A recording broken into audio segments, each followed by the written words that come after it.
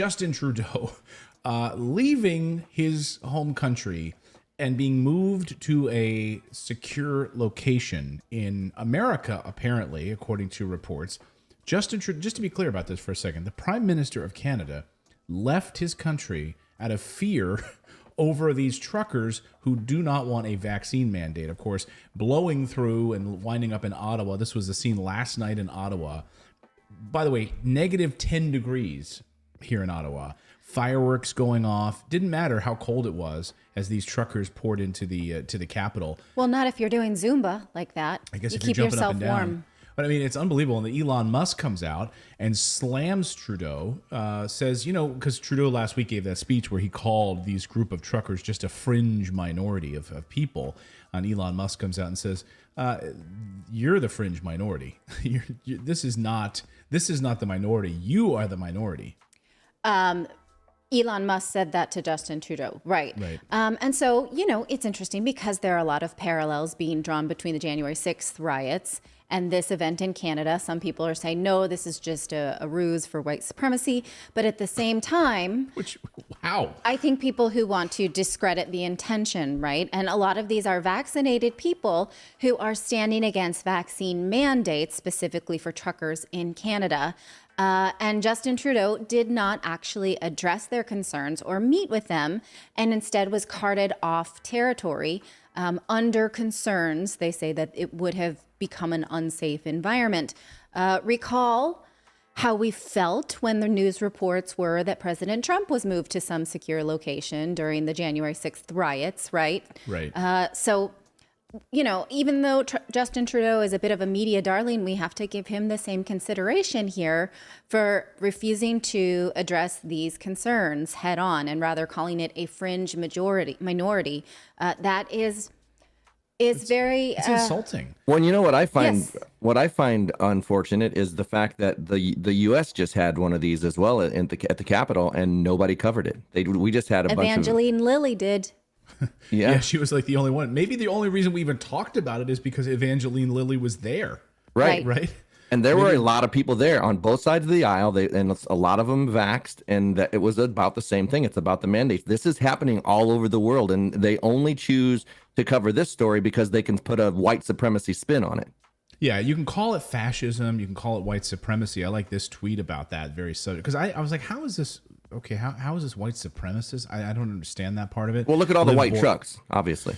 Oh, it's the white trucks. Well, here's a political cartoon that was just published, right? So this is Canada supply chain. It's fascism. It's fascism, right? And so I love this. Liv says, if you've ever wondered what propaganda in 2022 looks like, this is it, a Washington Post cartoon about the Canadian truckers protesting for their right to make decisions about their own health. And yet this cartoonist labels them fascists. Yes, that's incredibly perplexing, and maybe a misunderstanding of the word as well. Again, a lot of these people are vaccinated people who are just standing against the freedom to make a choice for your own body and for your own health. And the Canadian government refused to even hear them out or address it. Based on, again, current science, that vaccinated and unvaccinated people still spread the virus in equal measure. They may not respond to the virus in equal measure, but the science is in on that. And so making someone get vaccinated so that they don't spread it into whatever it is this trucker is trucking, right? The science is not there anymore. So it is worth a discussion. And these people did not get it, but their spirits were lifted. I mean, Elon look at Musk, that. he's been outspoken of this whole thing, right? And last week he called the Canadian truckers, he said, Canadian truckers rule. And then on Thursday, he said freedom is being stripped away one piece at a time until it's gone. And then later on, he even pinned a comment to the top of his Twitter feed. And look, you have to think about this for a second, too, in the context of the publicly traded companies that he's at the helm of, right? Yes. Where on the same day where, you have people who are investing billions of dollars into his companies, in Tesla and SpaceX and his new autonomous robots and all of these things, right, could completely upend his companies if enough people want to cancel Elon Musk, right?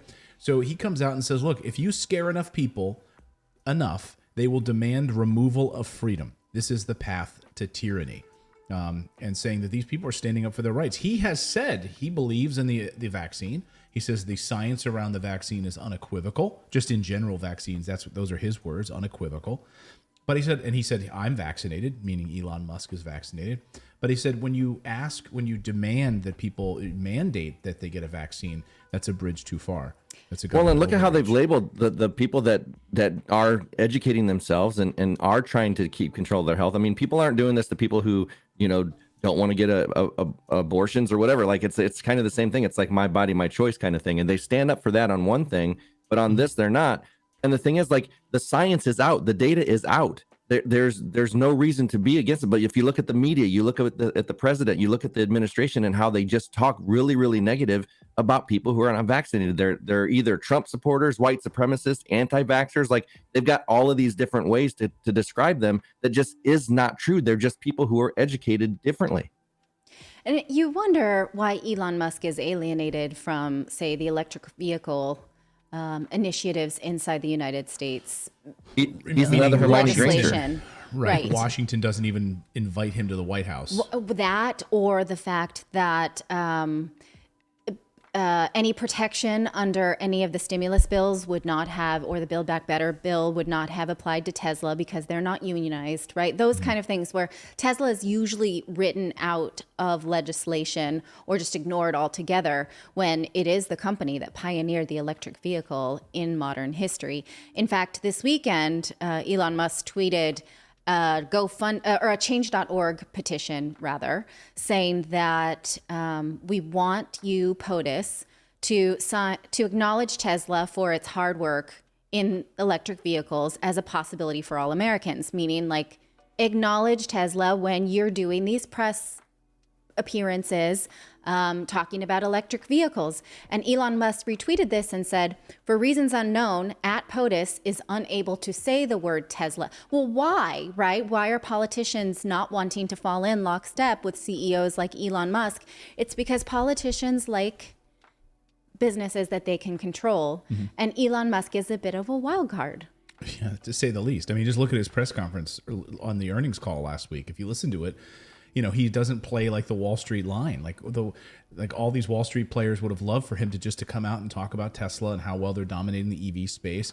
And instead, he went off on some tangent about autonomous vehicles, robots, AI, and everyone's like, no, just talk about Tesla. We don't want you to talk about all these other things. Yes. He's like, they don't want somebody. AI can probably solve cancer, and he's 5 years ahead where other people are. But no, don't just play nice, Elon. Just play nice. They just don't want somebody talking that they can't control. Like that he doesn't push the establishment line, and they don't like that. Yes. I mean, he made headlines just a few weeks ago when he was in a Wall Street Journal or New York Times, was it Wall Street Journal conference, where he said, I think it'd be best if Build Back Better does not pass. And people listen. And that is not someone that politicians can control. So we must pretend they don't exist.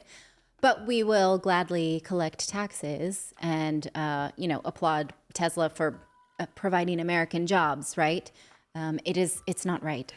Well, and Amy Justin Perkins. Trudeau, where is he this morning? We don't know. If anyone spots him, if anyone let us know. If you spot him down in Florida, I mean, he's pulling like a Ted Cruz, basically. Like, his country is, think about it, right? I mean, his country is having this crisis moment. And He's probably just running around wearing a red hat and striped sweater with glasses, like fine Trudeau. Well, okay. But if we give him the benefit of the doubt and the government really decided that this was a security risk, right? And the idea is to protect the leader. I really think if he'd have shown up, it'd have been a much better outcome than him hiding. If he'd have showed up in support and talked to them, it's not like, I mean, they're Canadians. All they'd be like, oh, I'm sorry, we bumped you. Sorry, Prime Minister. Sorry. It's not like they're going to grab him and string him up. Like, that's the thought. If he would have showed up.